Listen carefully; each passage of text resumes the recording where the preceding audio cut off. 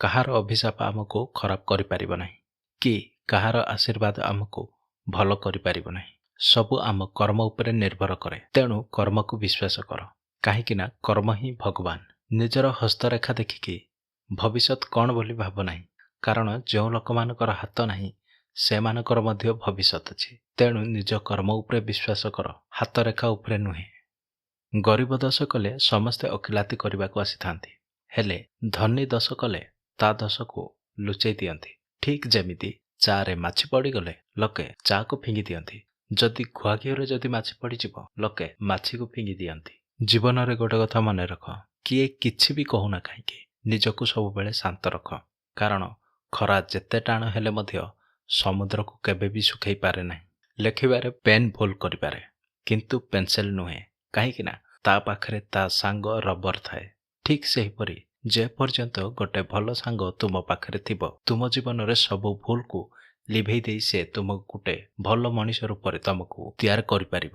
କେବେ ବି କାହାକୁ ହୀନ ଦେଖ ନାହିଁ। ମଣିଷ କେବେ ବି ବଳବାନ ନୁହେଁ, ସମୟ ବଳବାନ। ସମୟ ଆସିଲେ ମଣିଷକୁ ସବୁ କିଛି ମିଳିଯାଏ, ଆଉ ସମୟ ଚାଲିଗଲେ ମଣିଷର ସବୁ କିଛି ଚାଲିଯାଏ। ସେଥିପାଇଁ ଜୀବନରେ କେବେ ବି କାହାକୁ ଏତେ ବି ହୀନମାନ ଦେଖ ନାହିଁ। ଏହି କଥାକୁ ସବୁବେଳେ ମନେ ରଖ। ସମୟ ବଦଳିବାକୁ ସମୟ ଲାଗିଥାଏ, କିନ୍ତୁ ମଣିଷ ବଦଳିବାକୁ ସମୟ ଲାଗେ ନାହିଁ। ଲୋକେ ତ ଚାହିଁବେ ତୁମେ ଭଲରେ ରୁହ, କିନ୍ତୁ କେବେ ବି ଚାହିଁବେ ନାହିଁ ଯେ ତୁମେ ସେମାନଙ୍କ ଠାରୁ ଭଲରେ ରୁହ ବୋଲି। ଝାଡ଼ୁ ଯେତେବେଳେ ପର୍ଯ୍ୟନ୍ତ ବନ୍ଧା ହୋଇଥାଏ ସେତେବେଳେ ପର୍ଯ୍ୟନ୍ତ ସେ ଅଳିଆ ସଫା କରୁଥାଏ। ବନ୍ଧା ଖୋଲିଯିବା ପରେ ଝାଡ଼ୁ ନିଜେ ଅଳିଆ ବନିଯାଏ। ଠିକ୍ ସେହିପରି ସବୁବେଳେ ନିଜ ଲୋକମାନଙ୍କ ସାଥିରେ ବନ୍ଧା ହୋଇ ରୁହ, ନହେଲେ ସବୁ ଅଳିଆ ପରି ହେଇଯିବ। କେବେ ବି କାହାକୁ କଥା ହେବା ପାଇଁ ଅନୁରୋଧ କର ନାହିଁ, କାରଣ ଯାହା ପାଖରେ ପ୍ରକୃତରେ ତୁମର ମୂଲ୍ୟ ଥିବ, ହଜାରେ ବ୍ୟସ୍ତତା ଭିତରେ ବି ତୁମକୁ ସମୟ ଦେବ। ସବୁଠାରୁ ମୂଲ୍ୟବାନ କ'ଣ ଜାଣିଛନ୍ତି? ସବୁଠାରୁ ମୂଲ୍ୟବାନ ହେଉଛି ସମୟ ଆଉ ସମ୍ପର୍କ। ସମୟ ତାକୁ ଦିଅ ଯିଏ ତୁମ ସମୟର ମୂଲ୍ୟକୁ ବୁଝିପାରିବ, ଆଉ ସମ୍ପର୍କ ତା ସାଥିରେ ରଖ ଯିଏ ତୁମକୁ ଗୁରୁତ୍ୱ ଦେଉଛି।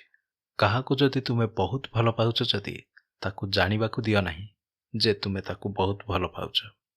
ଯଦି ସେ ଜାଣିପାରିବ ଯେ ତୁମେ ତାକୁ ବହୁତ ଭଲ ପାଉଛ ବୋଲି, ତେବେ ସେ ତୁମକୁ କଷ୍ଟ ଦେବା ଆରମ୍ଭ କରିଦେବ, କାରଣ ମଣିଷ ବେଶୀ କିଛି ପାଇଲେ ତାର ମର୍ଯ୍ୟାଦା ଦେଇ ଜାଣେ ନାହିଁ। ଆମେ ଚାଲୁଥିବା ସମୟରେ ଦୁଇ ପାଦରେ ଅନେକ ତଫାତ ଥାଏ। ଗୋଟିଏ ପାଦ ଆଗରେ ଥାଏ, ଅନ୍ୟଟି ପଛରେ ଥାଏ। କେବେ ବି ଆଗରେ ଥିବା ପାଦ ଅଭିମାନ କରେନି, ନା ପଛରେ ଥିବା ପାଦ ଅପମାନ ଭାବେ, କାହିଁକି ନା ସେମାନେ ଜାଣିଛନ୍ତି କିଛି ମଣିଷ ମଧ୍ୟରେ ବଦଳିଯିବ। ବାସ୍ତବରେ ଜୀବନ ତ ଏହାକୁ ହିଁ କୁହାଯାଏ, ନା କେବେ ଅଭିମାନ କରିବା, ନା କେବେ କାହାର ଅପମାନ କରିବା।